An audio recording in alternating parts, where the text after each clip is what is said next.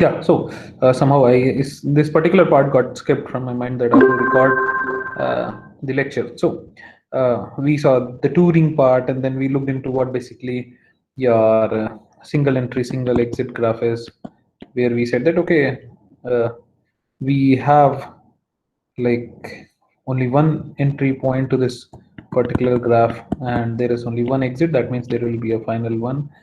In some of the literatures you may find something like this as well, so that is also fine. So don't get confused if you see this kind of this structure with this particular edge. Then there is a basic funda like okay, your n naught and nf will be uh, singleton set, that is it would be a set with the single values. And okay, whether in any case you'll find n naught is equals to nf. Can you come across a situation where you have like n naught equals to nf?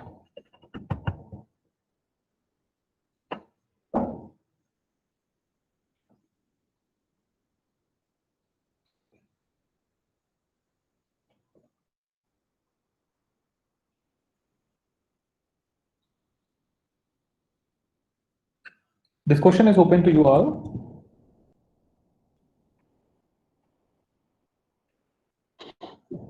Whether you will observe any situation where n naught is equivalent to nf.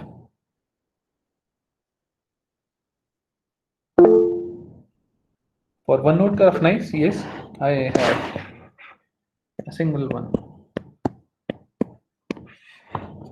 I have this SESE where uh, I am going to come across a situation where I'll observe something like this, where your n naught is equal to nf. And the next thing is your control flow graphs. I guess I have to start this particular thing from here. Now, when we talk about control flow graph, it's the short form is your CFGs, right? So it's called as CFGs. So control flow graphs, or these things are also called as your program graphs, represent the control flow of programs.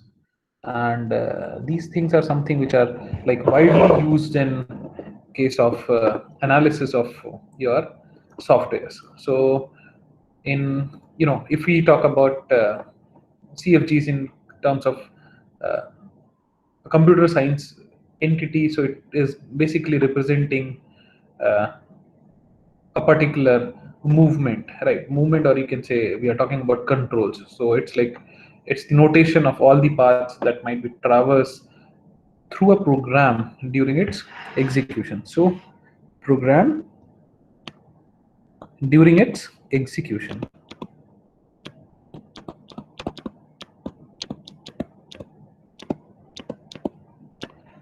So control flow graph is something which comes very handy as far as your software testing is concerned. In this also, like each node will be representing a basic block. It can be a single, this basic block can be a simple single statement, and these edges or the straight lines will be like moving from one block or one state of line to other. This is also called as decision to decision graph or DD graph. And the nodes of a control flow graph are nothing but the statements of a program, and your edges represents the control flow between the statements, or you can say even the blocks, right? Blocks, the code blocks, you can say, or the programming blocks, you can say. So your CFG is nothing but the graphical representation of your control flow, or you can say the computation during the execution of programs. Uh, Not only programs, you can say the entire application, because I can only also consider the blocks as well. Your control flow graphs are mostly used in static analysis, as well as in case of your compiler applications, because they are something which are accurately representing the flow inside a program unit. Now, this there are some terms, some very familiar terms, and since it's like we talked about, you know, uh, the flow graphs. We talk about blocks, so there will be something called as entry blocks and exit block that I'll talk in the next, uh, in the next few slides. Let's basically see what are these terms. So to start with, what we have is we have something which is node, so that is representing one or more procedural statement, right? So things will be much more clearer with the example which I'm going to take in the next few slides. And then we have like edges or the links, which represents the flow of control in a program.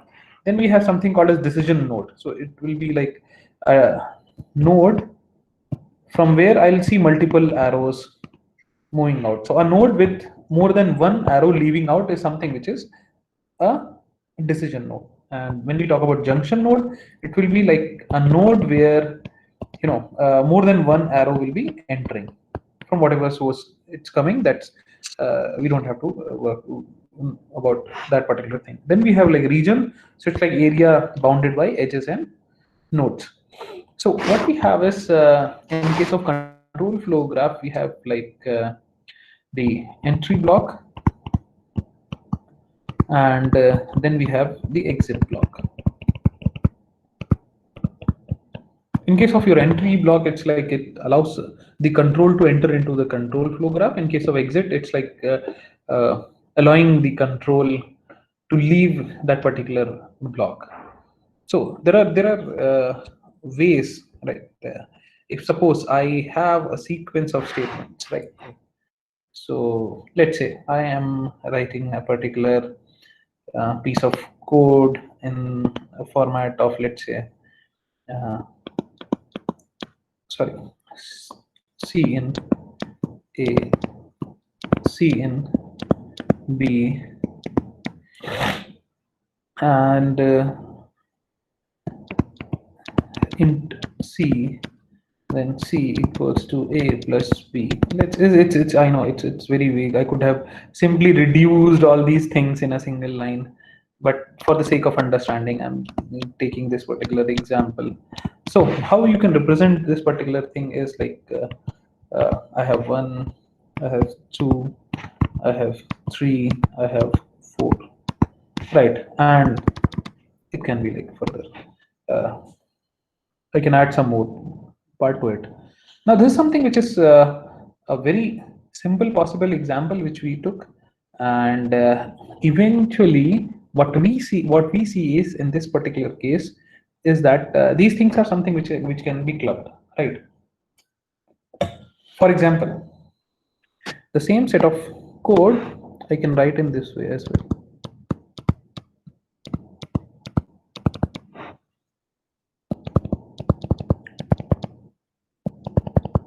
Right, I can write this particular part in this way as well. I can also write the same thing in two lines.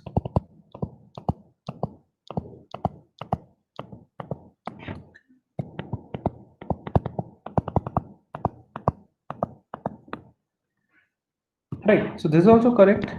So if I'm going ahead with this part, and I'm going ahead with this part, then what I see is, let's say I have like these three lines, I have these two lines.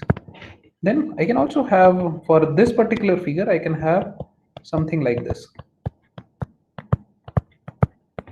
And for this particular figure, I can have something like this.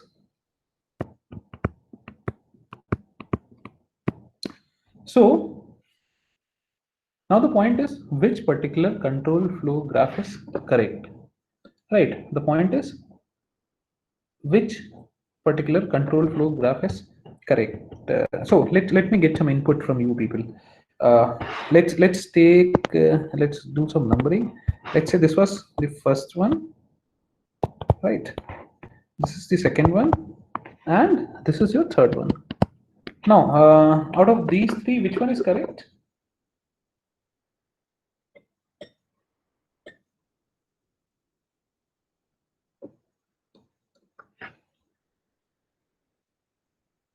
First, okay. So Divyanshu and Ujjwal are saying first one is correct. Any other input?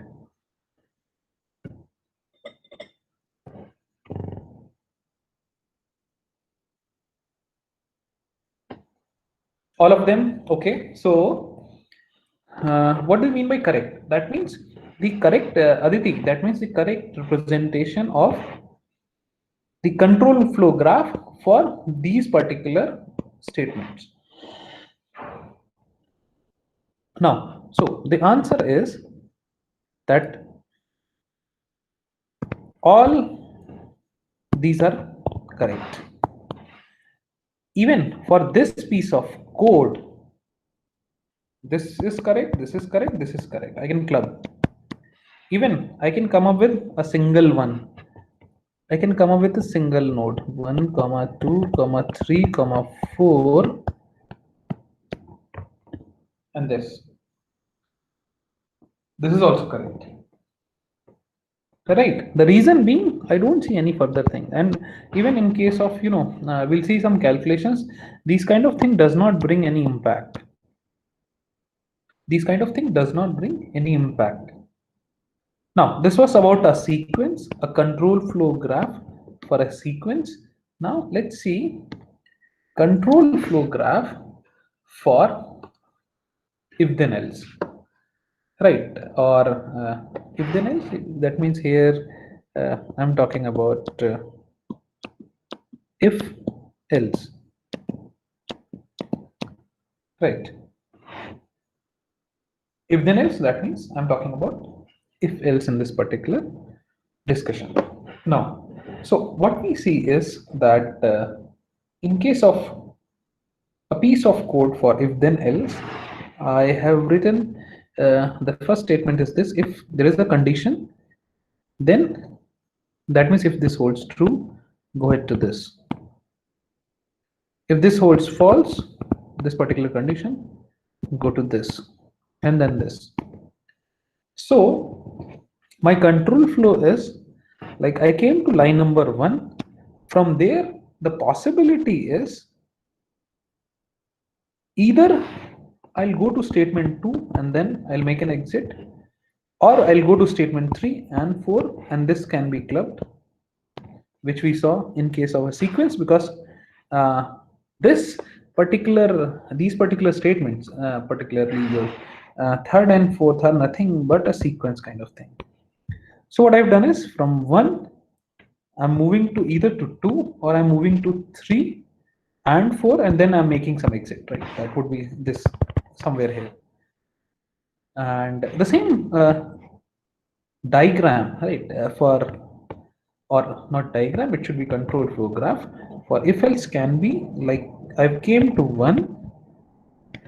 Now the possibility is I'll go to 2, or else I have the option to go to 3. From there I'll go to 4, and from there I'll go to somewhere else. So these two things are equivalent, and these two things aren't going to bring any impact on my overall calculation. That particular discussion we'll do in next few slides when we'll talk about the cyclomatic complexity, but at present we can say that both these things are same. So don't get confused in case of, even if suppose after this else I have n number of statements, I can keep on adding to this particular part. So that particular thing is also totally correct. Now, next one is here, after if then else, I have a do while. Right, I have a do while. I should have added while and then do while, but let's crack the tough nut first, and then we'll move to the next one. So what we have is we have line number 1, which is talking about do. So I came to do, right, and then some activities, which is like 2. From here I've moved to this particular part, and here it is either true or false. So from here I'll take a call that okay, I have to move further to 4 or downstairs, or I need to jump back to this. right? So from 1 I came to 2. From here either I'll go to this or I'll go to this. That would be based on this particular condition, right? So it's like a very simple one. And once again, as I said, not only 2 3, let's add n number of statements, then also it's correct. Club it into a single node, and it is hardly going to bring any impact on this particular thing. So any doubts up till now? If you have any doubts, then we can have a discussion on it. Any doubts up till now?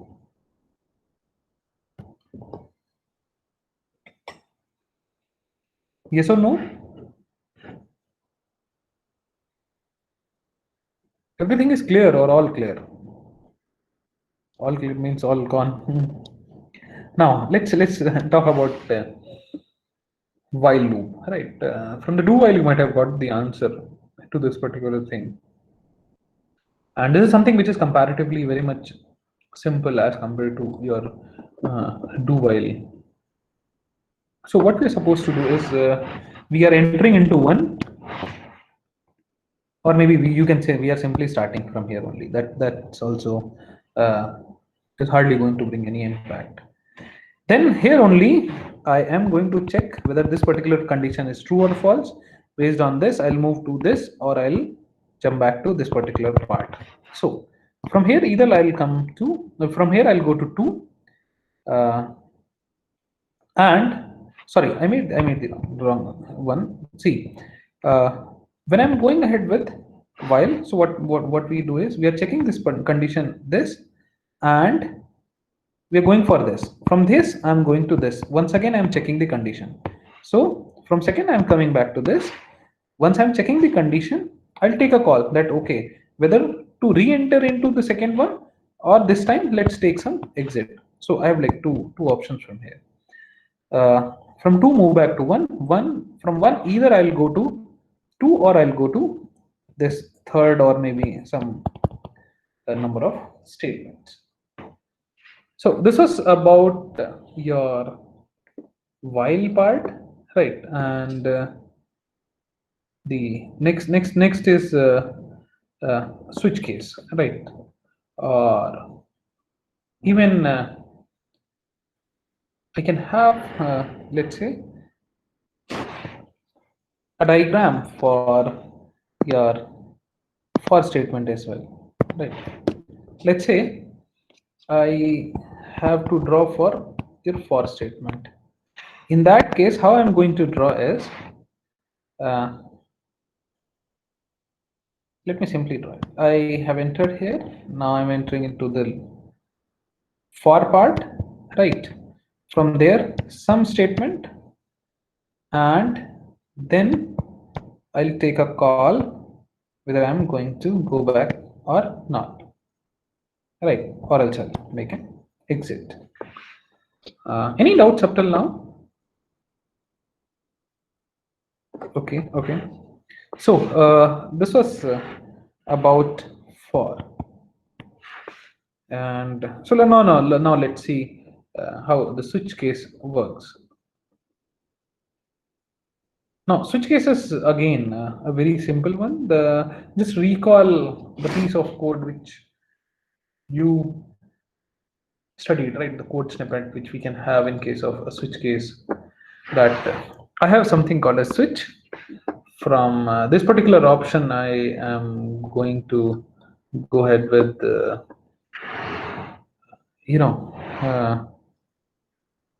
either case 0 or 1 or to the nth part, or else I'll go to break and then I'll print this particular statement. And I have used C++ in all my examples, right? Now let's see how we can go ahead with this particular thing. So I've come to switch. This is my switch, and I know from here I have n number of options, right? I can go to 2 and 3 where we have like break. In between also I can have some statements, or I can go to this, or I can go to nth one, right? And Everywhere I know I have a break statement, so break will take me to this particular part. That is, I'll make an exit out of it. I'll make an exit out of it. Now, this this nth is the default one, because before that I can have like some more one, and then I'll be making an exit. So nth is the default one. When you know that, okay, if the options are like from 1 to 5 only, someone has given the sixth one directly, you know, uh, I'm going to this particular fault that, okay, you've entered something which is incorrect and I've moved outside this particular case. So this was about this particular one, and let's see some example, right? And let's see some example of how to draw a particular control flow graph. And let me, let me hide this particular thing, and let me allow you people to draw a particular graph. Yeah, so you have this particular piece of code, and now you have to draw the control flow graph for this code snippet. So go ahead with this. Go ahead with this. I would like to see that how many of you and how quickly you can go ahead with this based on the previous discussion we have done just now. I'm giving you 2 minutes for this particular thing, and then we'll go ahead with your further discussion. Let's see how many of you can draw it in maybe another 2 minutes and not more than that.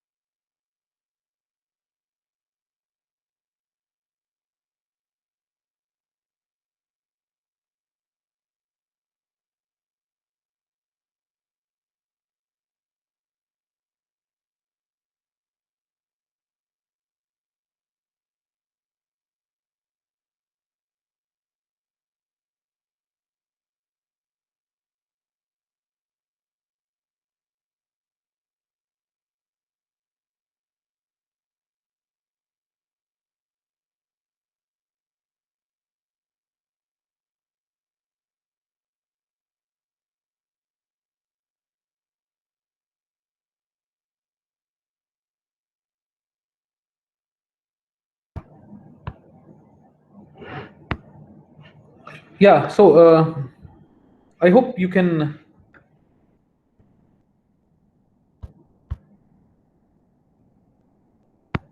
Yeah, so I hope you can share your screen and show this particular diagram, or that would be time consuming probably. So let me show you the answer. And yeah, So what we have is we have come to this particular one, and from there we know that okay, there's something, this is for loop, right? So I'll enter into this or I'll make an exit. So I'll enter into the second and third. I've clubbed it, right? Or the chances like I'll make an exit. From there, once again, there is true false kind of concept. Either I'll go to 4 or I'll get to 5 and 6. From there I'll make an exit. Right. So okay. So there is uh, one simple funda that every time you have to look into the conditions. Right. Every time you have to look into the condition part. There will be one separate arrow as well, right? That would be like for making an exit as well, because from 7th I'm going for this particular one comparison, and there will be a separate one. So that particular thing you can add to it. Now, so this was all about your control flow graphs. Now let's jump back to the previous discussions.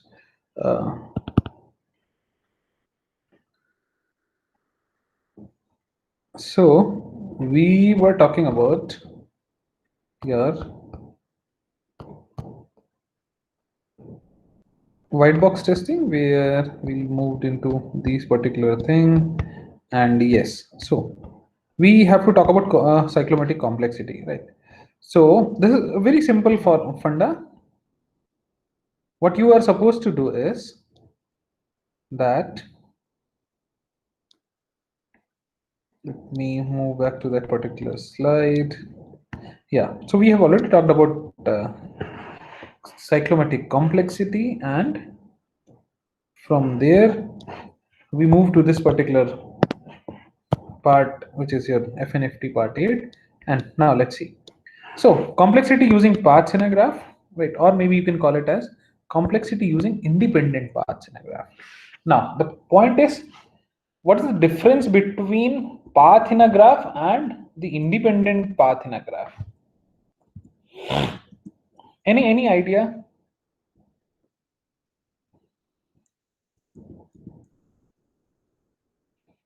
Any idea about path and independent path in a graph?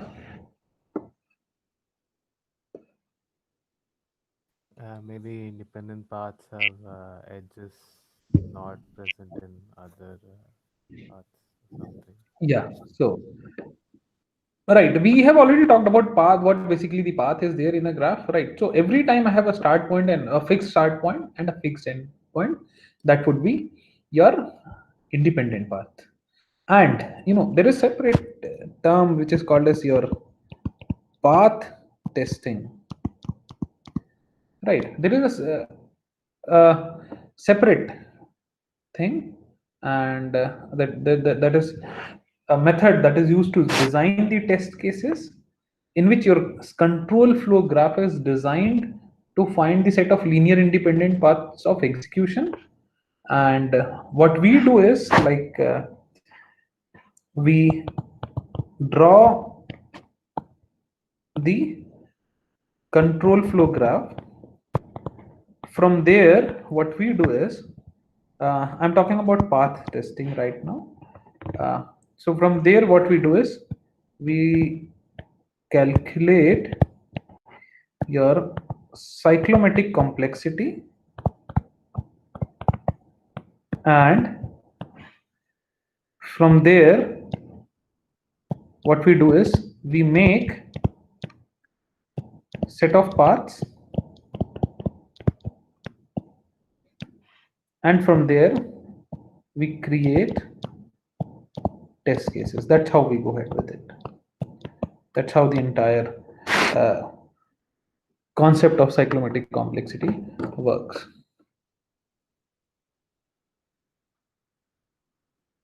So let's quickly see how to calculate the cyclomatic complexity. So what we do is a simple formula, which is Vg equals to E minus n plus 2. Previously, in your graph theory, we had like something called as E minus n plus 1, right? So in this particular one, we are using this particular formula, which is like Vg equals to E minus N plus 2, where your N is, E is your number of flow graph edges and N is the number of nodes, right? The things which we have just now covered, right? So what we have is, we have this particular flow graph now. Using the same formula, E minus N plus 2, a simple one. What will be the code complexity for this particular graph?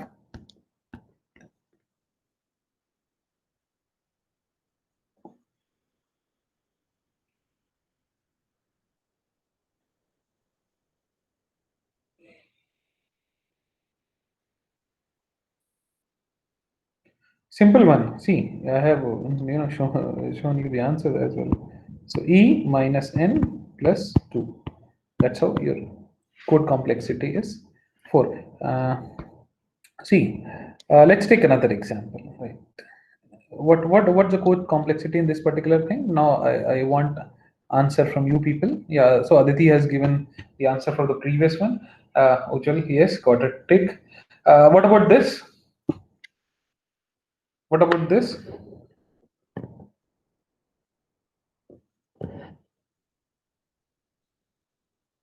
Very correct. Very correct.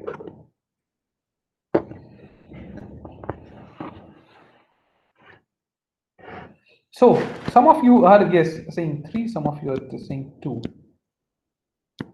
How come?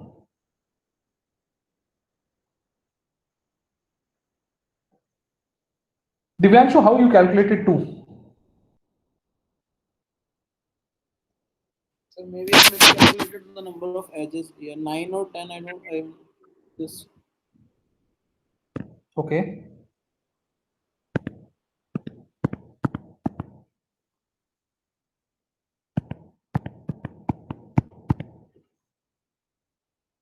So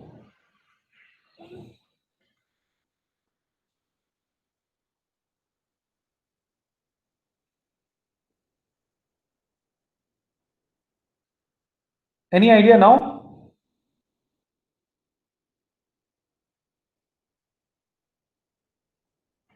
Let's see. I have like I'll do 1, the 3 2, 3, 4, 5, 6, 7, 8, 9, 10, 11. No, this is coming out to be 11. Oh. Right. So E minus N plus 2, a simple, right, a simple possible thing. We see, we'll talk about okay, don't worry, this quiz is not for you people, right? So now find the code complexity or the cyclomatic complexity for this particular piece of code.